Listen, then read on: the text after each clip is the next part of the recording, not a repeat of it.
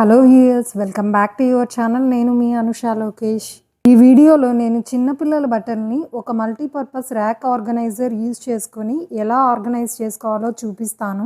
నా దగ్గర అయితే ఈ ఆర్గనైజర్స్ 2 ఉన్నాయి అండ్ ఇవి ఆల్మోస్ట్ నేను 6 ఇయర్స్గా వాడుతున్నాను. ఈ ర్యాక్స్ని పిల్లలు వేస్తూ తీస్తూ ఉంటారు. అలాగే వాళ్ళ బట్టలు తీసుకునేటప్పుడు ఎలా అంటే అలా లాగేస్తారు. అందుకే అవి చిందరవందరగా అయిపోతుంటాయి. చూస్తున్నారుగా ఎంత మెస్సీగా అయిపోయాయో. ఫస్ట్ స్టెప్ ఏంటంటే నేను ఇందులో ఉన్న బట్టలన్నింటినీ తీసేస్తున్నాను. ఈ బట్టలన్నింటినీ నేను ఎలా ఫోల్డ్ చేసుకుంటానో కూడా మీకు ఈ వీడియోలో చూపిస్తాను. బట్టలు చిందరవందరగా ఉండడానికి కారణాలు ఏంటో తెలుసా? ఫస్ట్ రీజన్ ఏంటంటే బట్టలు మనం ఒక ఆర్డర్లో మడవాలి.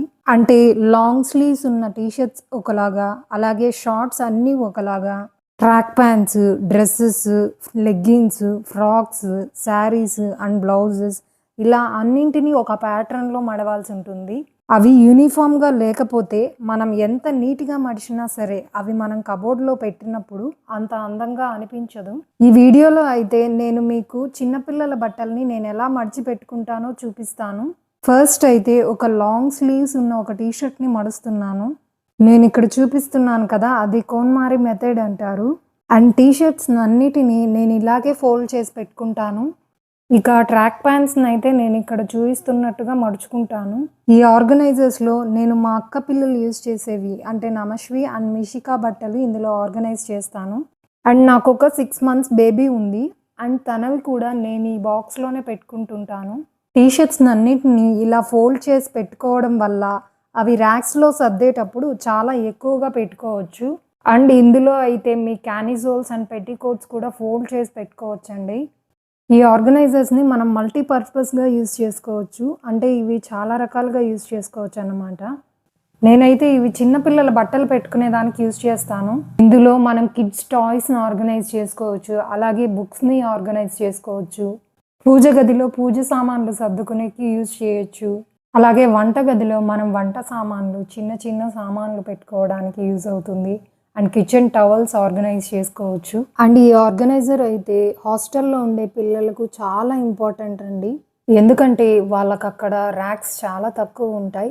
సో స్టూడెంట్స్కి మేకప్ ఐటమ్స్ కానివ్వండి, వాళ్ళ బుక్స్ కానివ్వండి, వాళ్ళ బట్టలు ఇలా చాలా ఆర్గనైజ్ చేసుకోవచ్చు. నేనైతే ఇవి ఆల్మోస్ట్ 6 ఇయర్స్గా వాడుతున్నానండి. అవి చిన్నపిల్లల బట్టలు ఆర్గనైజ్ చేసుకోవడానికి వాడుతున్నాను. ఫస్ట్ అయితే నేను మీషోలో ఆర్డర్ చేశానండి. అండ్ అది ఫస్ట్ ఆర్డర్ చేశాక నాకు నచ్చింది. అండ్ ఆ తర్వాత అమెజాన్ నుంచి ఇంకోటి ఆర్డర్ చేశాను. నేనైతే 5 boxes ఉండే ఈ ఆర్గనైజర్ని యూజ్ చేస్తున్నాను.